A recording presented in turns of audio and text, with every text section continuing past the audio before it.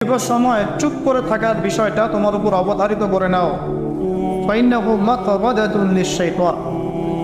কারণ এই কাজের মধ্য দিয়ে শয়তান বিতাড়িত হয়ে যায়।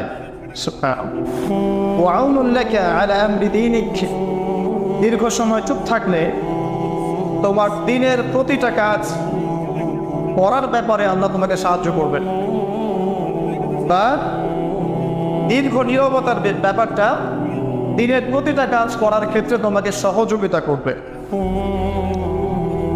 আমি বললাম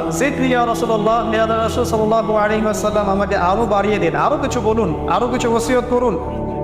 তিনি বললেন